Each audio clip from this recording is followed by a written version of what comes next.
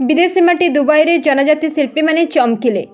ओडिशा जनजाति कलार उच्च प्रशंसा कले कन्सल जेनेराल। विदेशी माटी दुबई ठारे ओडिया माटी साहित्य और संस्कृति विभाग ओडिशा सरकार अधीन में ओडिशा ललित कला एकाडेमी द्वारा उद्घाटित हो जाइए ओडिशा जनजाति चित्रकला प्रदर्शनी। दुबई रे भारतर कर्नल जेनेराल सतीश कुमार शिवम प्रदर्शनी को उद्घाटन करते। ओडिशा जनजाति कला उच्च कोटीर तांको अभिभूत करिछि एवं से निजे ओडिशा आसी सेमानंक गाँ को बुली जिबा बोली कहितले।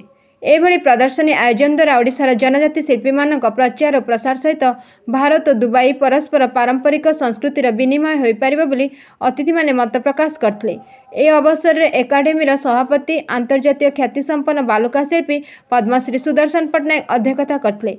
प्रारंभ में ओडिया भाषा साहित्य और संस्कृति विभाग स्वतंत्र शासन सचिव मधुसूदन दास अतिथि को स्वागत करने सहित प्रदर्शनीर आभिमुख्य संपर्क में विस्तृत विवरणी प्रदान करथिले।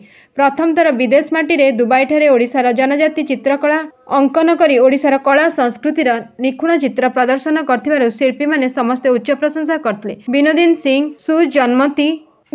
सिंह सुजन्मती एका इंदिरा गोमांग सुकमती थौ सौभाग्य मंजरी मल्लिक सुभद्रा करवा डली जानी सूर्यलता नायक भारती टुडू जनेश गमांग राजेंद्र सिंह लागुरी संतोष सिंह खुंटिया जोगी सबर सामसन गोमांग एवं अनिल केरकट्टा प्रमुख शिल्पी माने यार्ड प्लेस दुबई अल रिगा ठारे 3 दिन धरी ओडिशार सुप्रसिद्ध सौरा चित्र सांताଳ कंध हो और कोल्ह आदि संप्रदायर चित्र अंकन करुछंती। एकाडेमीर सचिव पंचानंद सामल प्रदर्शनी को परिचालना करथिले। Bureau report Ekamra news.